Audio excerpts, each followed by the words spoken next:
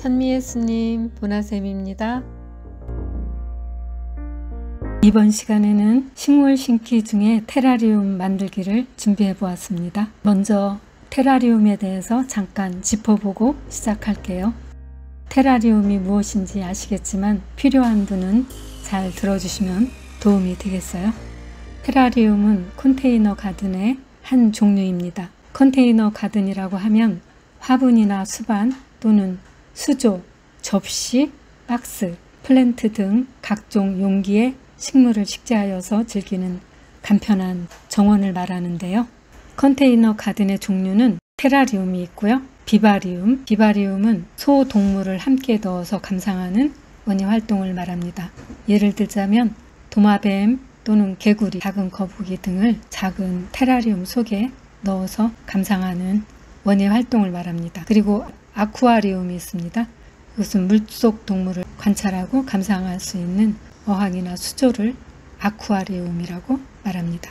이 밖에도 접시 정원, 수경 재배, 그리고 발코니 정원 등이 컨테이너 가든의 일종이 되겠습니다.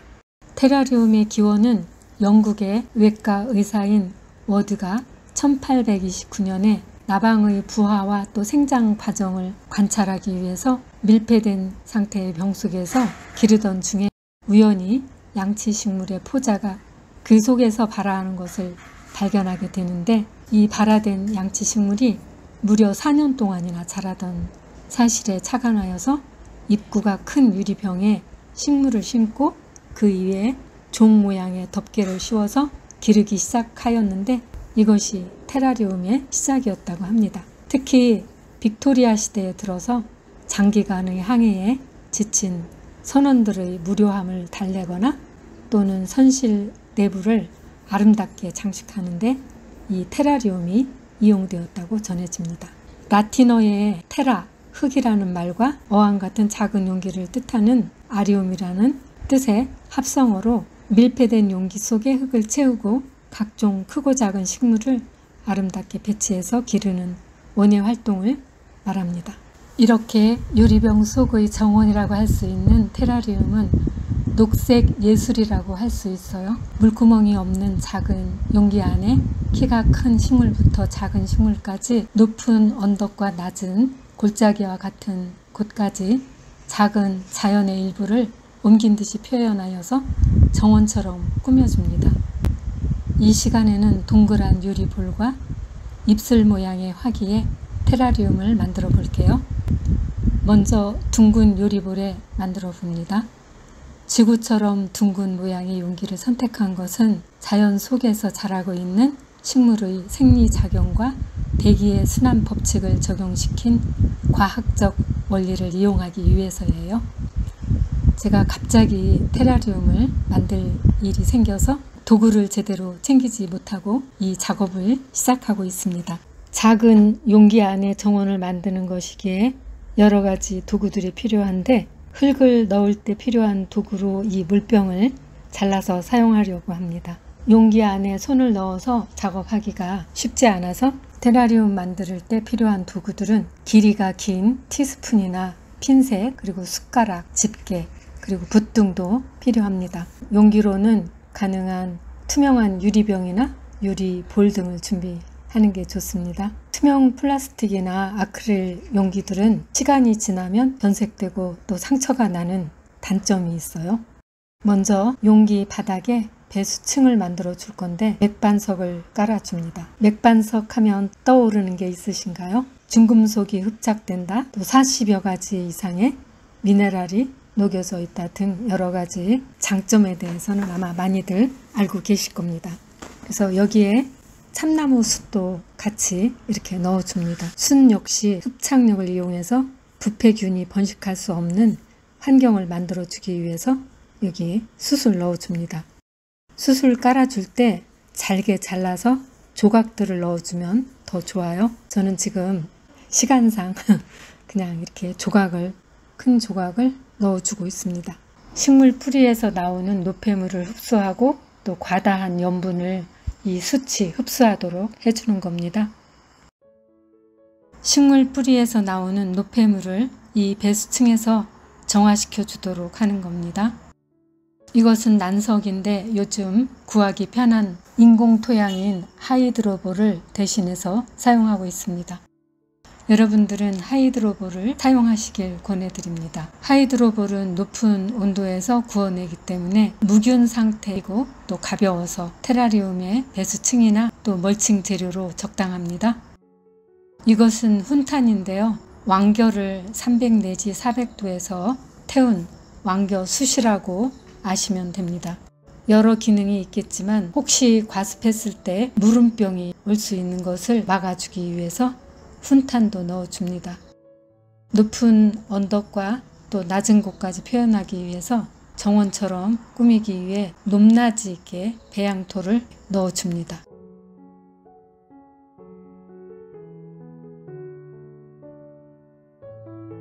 테라리움에 적합한 습도를 좋아하고 또 반그늘에서 자라는 양치식물을 식재할 건데 한 포트를 다 심으면 용기 안이 꽉 차겠죠. 그래서 풀이 나누기를 해서 적당량을 넣어 줄 겁니다. 이 심겨진 포토를 살살 주무르면서 식물을 용기와 분리해 준 뒤에 3분의 1 정도를 떼어낼 거예요. 이때 생장 뿌리가 다치지 않게 조심조심해서 작업을 합니다. 키가 가장 크게 또 높게 식재하는데 중심에서 살짝 오른쪽 뒤쪽에 자리 잡아 줍니다. 위치를 잘 잡아서 앉혀주는데 꽃꽂이에도 화형이 있듯이 이 정원도 조경하듯이 구도를 잘 잡아봅니다. 가볍고 모양도 좋은 화산석 등으로 조경석처럼 식물 사이에 배치해 주는데 저는 숯을 넣어 봅니다. 숯을 한쪽에 세워서 양치식물을 고정하는 역할까지 하도록 해주어요.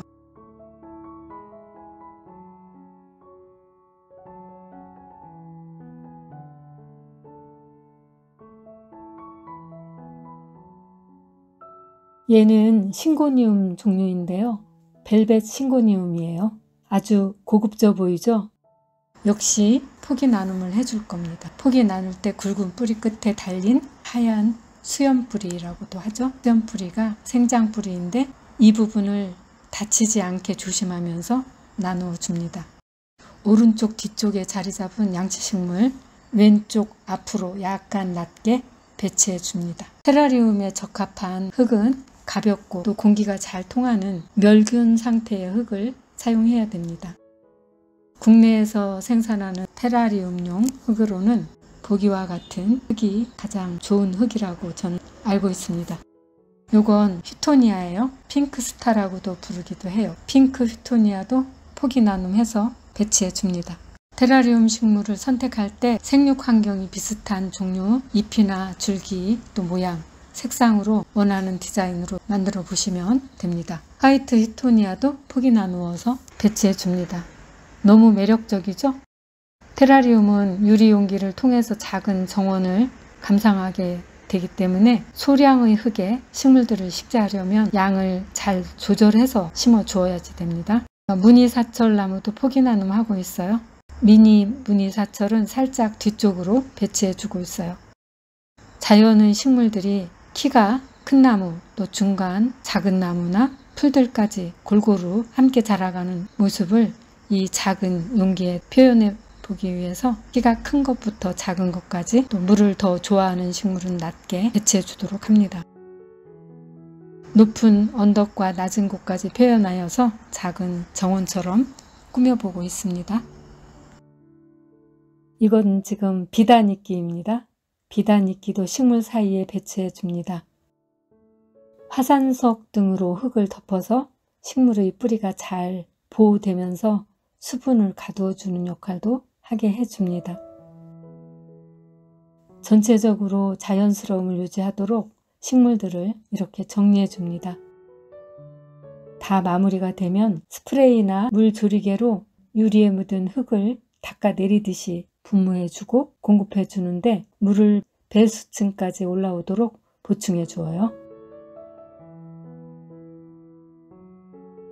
이번에는 입술 모양 용기에 생모래로 무늬를 넣어서 만들어 볼게요. 이렇게 입술 모양으로 납작하게 깊은 용기입니다. 앞서 만든 것과 같이 배수층을 만들어 줄게요. 먼저 맥반석 깔아주고 수출 넣어준 뒤에 화산석을 적당히 넣어줍니다.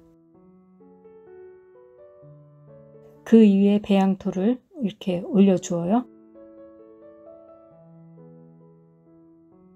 여기에 생모래로 무늬를 만들어 볼게요. 생모래는 식물 뿌리에 닿지 않도록 바깥쪽으로 돌려주면서 색들을 겹치게 문양을 만들어 줍니다.